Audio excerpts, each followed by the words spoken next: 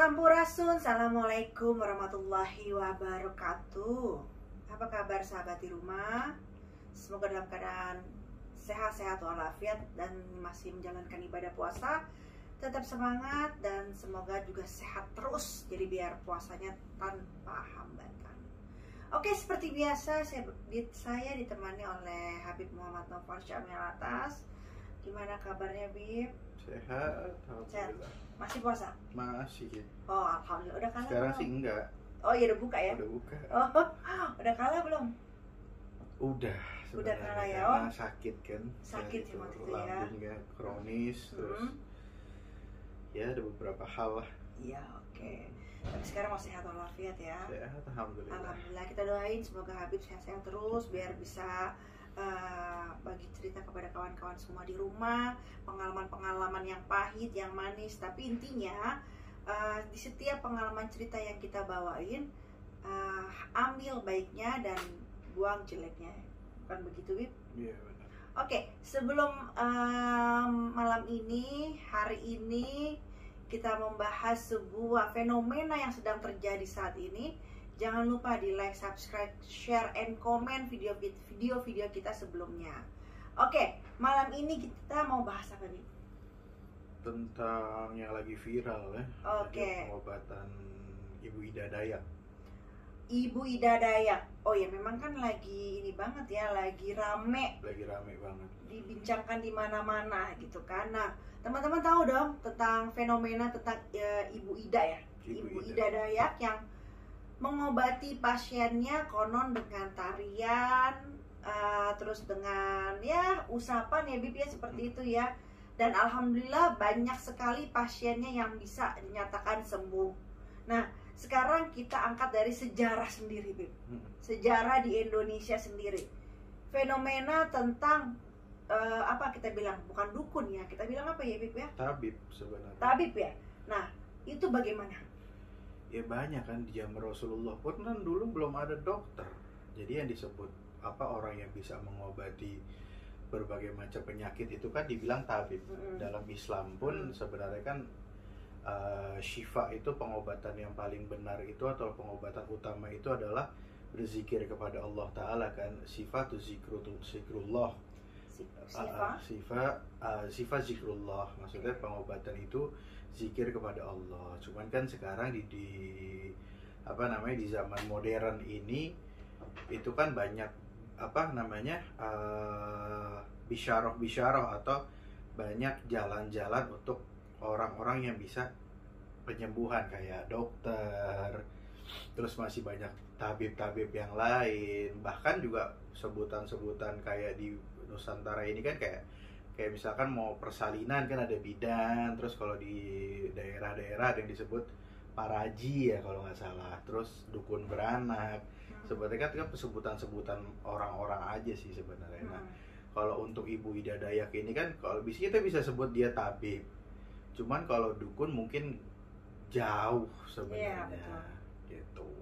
Betul. Nah, berarti dari segi Habib lagi bicara tadi dari segi memang masa lampau ya, ada dari zaman Rasulullah, dari zaman itu juga ada, dan dari zaman Nusantara juga para leluhur-leluhur kita udah ada ya Bib ya, tentunya ya. Udah ada banget, kayak ibarat kata kan kayak sejarahnya siapa, Raden Surya Kencana, ibarat kata beliau kan juga apa namanya, salah satu orang sakti lah dibilang. Kalau kita bilang orang-orang yang berzikir kepada Allah Ta'ala dan mendapat keberkahan yang bisa di-share ke orang lain untuk penyembuhan, itu bisa juga. Terus banyak lagi lah para leluhur kita yang memang punya apa namanya, punya keistimewaan untuk menjadi tabib, untuk menjadi apa, bisyarah atau jalan, wasilah lah, jalan untuk apa namanya, mengobati satu penyakit tersebut. Oke. Jadi memang perbincangan tentang Bu Ida Dayak ini nggak pernah habisnya gitu. Dan ternyata dari zaman Nusantara kita dulu emang udah ada hal seperti itu. Memang perumpamaan ucapannya itu yang berbeda-beda ya Bu ya. Iya, ada yang tabib gitu kan, dan ada yang mungkin yang tergantung bagaimana orang lingkungan setempat yang memanggil beliau-beliau tersebut gitu. Nah, sekarang pertanyaannya, di setiap Nusantara tentu kan ada wilayah apa memang punya khasiatnya sendiri? Sebenarnya kan punya apa namanya, punya keistimewaan masing-masing sebenarnya. Kayak ini kan yang lagi viral ini kan Bu Ida, karena emang dengan caranya beliau untuk mengobati, terus dengan metodenya beliau atau apa, sebenarnya kan untuk patah tulang yang terutama, yang tangannya bengkok atau apa, ini kan kayak di Jawa Barat, di Cimande itu kan ada yang terkenal kan, ada dari minyak Cimandenya, terus emang ada para orang-orang yang bisa menggunakan ilmu tersebut. Terus di Jawa atau di mana ada yang namanya sangkal putung, itu juga untuk apa namanya, mengobati patah tulang atau tulang-tulang yang bermasalah. Ini cuma tinggal penyebutan aja sebenarnya, tapi memang di beberapa daerah tuh ada keistimewaannya gitu. Nah, tergantung bagaimana orang meyakini atau mempercayainya gitu loh.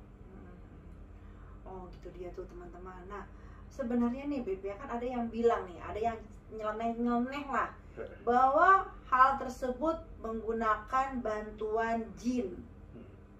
Ada yang seperti itu ya, tidak dipungkiri tuh teman-teman juga pasti ada yang berpikiran seperti itu kan. Nah sekarang malam ini kita bahas tuh bagaimana pandangan Habib tentang fenomena katanya itu mah dibantu jin gitu. Gimana menurut Habib? Ya gimana ya, maksudnya nggak dipungkiri juga emang banyak seseorang yang punya ilmu tersebut karena bantuan makhluk selain manusia gitu loh, selain makhluk jin itu banyak, bukan hanya untuk Bu Ida aja. Kalau kita bilang wah ini pakai jin atau apa, enggak, itu banyak sebenarnya. Kayak dulu itu ibu saya sendiri almarhumah itu sempat ke daerah Jawa Tengah di Pemalang, itu memang dengan bantuan jin yang apa namanya, sakit terus diusap pakai telur, saat itu medianya, terus telurnya berubah darah. Nah saat ibu saya bilang alhamdulillah sehat. Nah pas lagi sakit lagi ke sana, karena dengar omongan orang itu pakai jin tuh ini akhirnya menurunkan tingkat keyakinan atau kepercayaan itu. Akhirnya pas diusap itu nggak keluar darah, jadi nggak berfungsi, karena fungsi mereka ini kan tentang kepercayaannya kita, walaupun orang itu pakai jin atau tidak gitu loh. Yang terpenting adalah bagaimana diri kita kesana ya sembuh. Kita kan berharap kepada Allah, mungkin jalannya lewat seperti itu gitu loh. Nah kalau untuk Bu Ida Dayak sendiri ya nggak dipungkiri, cuman kalau yang saya lihat sih nggak ada. Itu murni mungkin ilmu keturunannya beliau gitu loh, keturunannya di wilayah sana, isi Ibu Ida ini mungkin belajar atau memang dari turun temurun seperti itu, datang ke mana, dari Kalimantan mungkin Dayak, datang ke Jawa ini mengobati orang-orang gitu kan. Ya alhamdulillah, kenapa harus dilihat itunya gitu loh. Nah berarti pengalaman Habib dulu waktu ketika ngantar ibunya tuh remaja lah ya, udah lama. Karena memang ibu Habib sendiri udah meninggal kan, ibu ya. Nah jadi maksud saya gini, dalam sebuah fenomena seperti itu kan banyak yang mengsangkut pautkan dengan tadi jin. Habib udah jelasin gitu kan. Nah ada juga Bib dengan mediasi kambing misalnya. Nah menurut Habib tuh gimana sih? Ya sah-sah aja, ada kok ilmunya, emang ada ilmu, bukan kambing aja. Ya tadi kan telur, kambing, ada yang pakai kelinci, ada yang pakai ayam, itu bener. Saya pun dulu pernah diobatin sama satu jamaat, itu punya ilmu namanya bedah ayam. Itu, dan ayamnya memang ayam khusus, ayam kampung yang masih perawan. Tau dari mana di perawan tuh ayam? Ayamnya itu yang mau remaja, jadi belum pernah kena sama laki-laki, ya ayam jago lah ibarat kata. Ayam sedang gitu. Tahu Habib tuh ayam belum pernah kena laki-laki. Ya kan? Itu pernah apa namanya? Memang sakit saat itu di dada bagian kiri. Saat itu memang sempat sakit. Jadi cerita nih pengalaman Habib waktu masih remaja ya. Masih sakit kan? Dibawalah ke sana ke jamaat guru yang memang punya ilmu bedah ayam namanya. Cuman nggak tahu dia baca apa, dia pegang ayamnya tersebut, akhirnya ayam itu dipotong, dibelet, dan benar itu ayamnya di jantungnya ayamnya itu bengkak. Dan pas saya ronsen ke dokter memang ada pembengkakan jantung di situ. Cuman bukan penyakit jantung, hanya pembengkakan jantung aja. Nah itu diobatin lah lewat ayam tersebut. Tak, udah selesai Beb, udah kempes. Pas saya ronsen ke dokter, kempes. Itu ada yang seperti itu. Dia bukan pakai jin, memang ada ilmu-ilmu yang dikasih sama Allah Ta'ala dengan kita mendekatkan diri kepada Allah, atau ada zikir-zikir khusus yang memang untuk pengobatan-pengobatan tersebut. Kalau kita cuma berpatok, wah ini dengan bantuan jin, ya mau kapan kita bisa mendekatkan diri kepada Allah, padahal manusia ini lebih sempurna daripada jin. Oh ya betul. Kayak sejarahnya Nabi Sulaiman yang bisa memindahkan istananya Putri Bilqis, ya kan, ke hadapan Nabi Sulaiman, kan bukan jin, tapi manusia yang faham setengah kitab Taurat. Baru faham setengah kitab Taurat itu bisa memindahkan segitu mewahnya, besarnya istananya Ratu Bilqis ke depan Nabi Sulaiman dalam sekedipan mata. Ting. Nah itu bayangin, itu manusia, bukan jin. Makanya kalau kita lihat orang-orang di luar sana yang bisa mengobati, ya kayak Bu Ida Dayak itu, dan banyak orang-orang di luar sana, jangan berpatok wah itu sama jin. Ya salah. Terus itu nggak bener. Ya salah. Yang terpenting kan bagaimana Ibu Ida ini datang ke sini mengobati orang dengan untuk kemaslahatan masyarakat. Biar masyarakat ini bisa sembuh. Ya harusnya disyukuri, malah bukan oh ini harus begini, nggak boleh gini. Jangan, mau ngapain gitu loh. Betul. Nah, seperti sebelum kehadiran Bu Ida yang sedang fenomena ini, mungkin teman-teman juga pernah ada yang berobat di istilah tukang urut Cimande. Ya kan? Cuma bedanya kalau Cimande itu kan si pasien ini datang ke lokasi gitu. Nah, kurang lebihnya sama ya, Beb ya? Sebenarnya kurang lebihnya sama, cuma kan metodenya beda. Oke. Ya kan? Metodenya ini kayak Bu Ida dengan hari-tariannya dia, dengan nyeleneh-nyelenehnya dia, dengan medianya dia yang air merah itu, minyak merah itu atau apalah sebutannya. Terus Cimande dengan minyak Cimandenya gitu kan. Ya lumrah-lumrah aja, sama-sama aja sebenarnya. Yang terpenting kan orang datang ke sana berharap kepada Allah Ta'ala, mungkin ini jalan untuk dikasih kesembuhan sama Allah lewat mungkin Ibu Ida non muslim atau apa, is okay. Agamanya apa sih, mungkin ada yang tahu? Saya belum tahu, belum itu. Mungkin ada yang bilang non muslim, ada yang bilang muslim. Cuman kalau untuk orang Islam berobat kepada non muslim nggak apa-apa. Nggak ada larangan. Kecuali kita berobat ke non muslim. Nah non muslim ini mendoktrin pasien tersebut kalau sembuh lo harus pindah agama. Nah itu yang nggak boleh. Cuman kan kalau misalkan untuk berobat, dokter di luar sana kan banyak yang non muslim. Iya, kayak kita mau misalnya melahirkan, masa harus milih muslim atau non muslim? Dulu brojol, malah jadi jelek untuk diri kitanya gitu. Betul Beb. Nah sekarang pertanyaanku lagi nih, minyak ya, kita membahas soal minyak. Di Cimande juga mempergunakan minyak, terus di Bu Ida juga mempergunakan minyak, dan banyak tempat-tempat lokasi lainnya juga yang berhubungan dengan patah tulang atau apa dengan minyak. Nah, apakah minyak itu juga diwiritin, Beb? Kan nggak mungkin sekedar minyak, di rumah juga baby oil ada, minyak zaitun di rumah juga yang biasa mustika ratu juga ada, ya kan? Nah, apa minyak tersebut juga diwiritin? Ada khusus? Bisa jadi karena sesuatu hal kan dibilang sesuatu hal yang berdekatan dengan Tuhan yang Maha Esa, dengan kepercayaannya mereka, dengan keikhlasan kita berdoa kepada Allah Ta'ala atau pada Tuhan yang dipercaya di anut agamanya masing-masing, pasti kan menimbulkan aura baik. Nah, aura baik ini kan bisa ditransfer ke di satu media, ke minyak tersebut. Ya alhamdulillah. Makanya ada satu orang yang bilang ngapain minta air ke ulama atau apa didoa-doain gitu. Loh, itu dari zaman Rasulullah seperti itu gitu loh.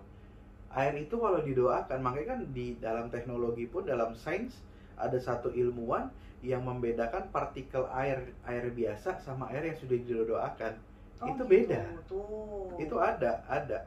Jadi air biasa itu partikelnya seperti ini, dan saat dibukakan, didoain, dizikirin dengan audio, dizikirkan, air itu dengar ibarat kata dengarlah lantunan zikir tersebut, itu partikelnya lebih indah. Nah, itu dari segi sains ya. Itu lagi. Nah, makanya kalau ada orang yang persepsi seperti itu, berarti bagaimana gitu loh. Kita nggak jawab Islam aja lah. Dulu Nabi Isa alaihissalam atau Yesus Kristus lah kalau saya bilang dalam Alkitab, itu pun ada dengan media air untuk ngobatin umatnya lah saat itu, atau pasiennya saat itu. Makanya dengan minyak tersebut ya pasti ada di zikir-zikir didoakan lah ibarat kata, dan juga bahan-bahannya juga berkhasiat. Jadi bukan sekadar kita pakai minyak goreng gitu kan fungsinya beda. Pasti kan ada bahan-bahan yang Allah memang ciptakan atau Tuhan yang ciptakan memang khusus untuk pengobatan ini gitu kan. Kayak kumis kucing buat ini, terus daun sirih untuk ini kan, seperti itu. Nah, pertanyaan terakhir nih ya, penutup. Kalau menurut Habib Syahmi, menurut penglihatan Habib Syahmi, Ibu Ida itu lebih menggunakan fenomena apa? Minyaknya kah? Atau memang ada bantuan?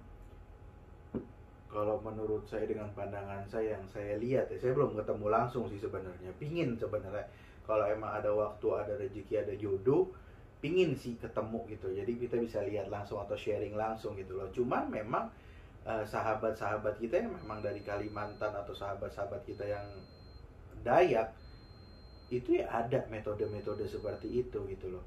Memang minyaknya berkhasiat dengan mungkin dia punya satu keilmuan dari berdoanya dia kepada Tuhannya atau kepercayaan dia, dan dipadukan dengan keyakinan sama orang ini yang mau sembuh, yaitu menjadi asbab orang itu sembuh sebenarnya. Jadi gitu, jangan patokan. Sebenarnya saya nggak mau patokan, wah ini ada jinnya atau apa, nggak mau dulu gitu loh. Kalau untuk jin pasti karena setiap orang juga punya pendampingnya masing-masing kan, dan setiap doa itu kan punya kodamnya masing-masing, entah itu malaikat atau jin. Kita berzikir alif pun nanti bakal dapat kodamnya alif tersebut, karena setiap zikiran itu kan ada kodamnya masing-masing. Dan Ibu Ida pun pasti melakukan tersebut gitu loh, dengan doanya dia yang dia istiqomahkan atau yang dia dawami itu. Jadi yang terpenting adalah bagaimana prinsip kita sebenarnya, pemikiran mindset kita. Kalau kita ngelihat orang seperti itu, kenapa dulu sebelum viralnya Ibu Ida, kenapa nggak menyalahkan yang lain gitu loh. Kenapa saat Ibu Ida baru mulai, kenapa nggak langsung disalahkan? Sekarang pas udah viral, udah besar, terus banyak orang yang sembuh, terus dicari kesalahannya. Itu kebiasaan. Nah, ini kebiasaan jelek gitu loh. Ibarat kata ini sama aja kayak dulu Gus Samsudin. Gitu loh. Saat dulu Gus Samsudin masih belum viral, kenapa nggak digerebek sama masyarakatnya? Kenapa nggak ada itu? Padahal juga banyak juga yang sembuh. Nah, kenapa harus dicari kesalahan seseorang? Padahal diri kita juga banyak salahnya. Nah, gitu, itu poinnya. Ibaratnya itu ada peribahasa gitu ya. Sebelum kita menghujat orang lain, lebih baik kita berintrospeksi diri gitu kan ya. Jangan suka mencari kesalahan, karena manusia sendiri pun tidak ada yang sempurna, tentunya punya ada salah gitu, punya ada dosa. Itu poinnya, maksudnya dari Habib seperti itu. Jadi gini loh, kalau kita melihat kaca itu kan otomatis kayak pantulan gitu ya, nah seperti itu juga gitu loh. Nah, lebih baik jangan suka mencari kesalahan-kesalahan, lebih baik baik gimana kita fokus mendekati diri kepada Allah Subhanahu wa taala atau kepada keyakinan kalian masing-masing gitu aja. Iya, jadi jangan apa namanya? Jangan wah ini apa namanya? Harus bongkar gini. Wah, ini ya usah. Yang penting kan banyak orang yang dapat keberkahan ya, ibarat kata dapat kesembuhan dari jalan tersebut, ya harusnya dialhamdulillahkan. Oh, alhamdulillah nih mungkin ada orang baik yang dikirim sama Tuhan untuk caranya tapi seperti ini. Mau Ibu Ida itu manyun-manyun kayak mau Ibu Ida itu joget-joget dengan seperti apapun, yang penting kan dia tidak mendoktrin. Betul. Untuk wah lo harus masuk kepercayaan gue, kan enggak? Kalau saya ternyata yang ngobatin saya nyanyi dulu gimana? Nah, itu saya nyanyi dulu gitu kan Mip ya. Terus tiba-tiba pasien saya sembuh aja gitu kan. Nah, gimana itu? Lebih unik lagi seperti itu. Begitu kayak ya banyak lah sebenarnya, kayak saya ngeruqyah. Enggak harus langsung pegang begitu-gitu, enggak. Saya cuma suruh orang itu zikir, saya cuma ngeliatin, saya ngerokok. Pernah tuh ada satu permasalahan di wilayah Bogor, saya ngeruqyah, saya ditemenin sama teman saya saat itu, Habib juga, adalah Habib, dianterin saya ke situ, ikut yuk.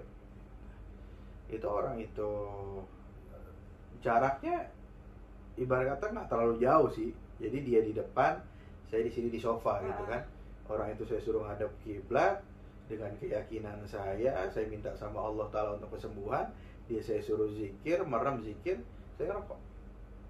Jauh, nggak bisa apa namanya kepegang gitu kan. Dia zikir.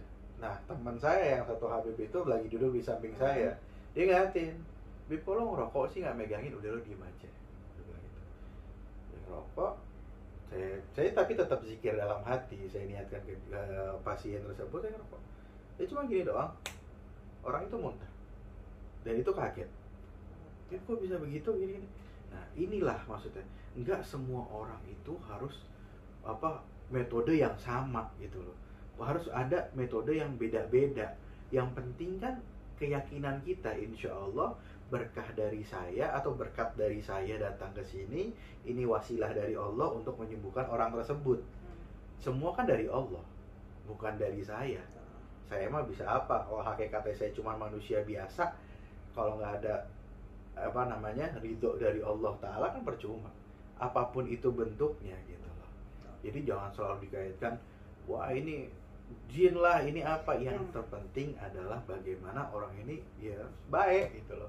Jangan terlalu didramatisir gitu kan. Nah, itulah sepenggal kisah pengalaman Habib, pandangan dari segi seorang habaib tentang Ibu Ida, tentang pengobatan Ibu Ida yang sedang fenomenal. Jadi kalau menurut kesimpulan saya ya positif aja ya Bib ya. Nah, silakan teman-teman ambil kesimpulan sendiri. Itu dia tadi, ambil pesannya adalah ambil baiknya, buang jeleknya gitu loh. Ya, dalam perjalanan kehidupan kita akan selalu menemukan sebuah pembelajaran sampai kita akhir hayat kita akan terus belajar. Nah, belajar dengan hal-hal yang baik. Oke? Sampai ketemu lagi di video-video selanjutnya. Jangan lupa di subscribe, like, share, and comment. Oke, sampai ketemu lagi. Bye.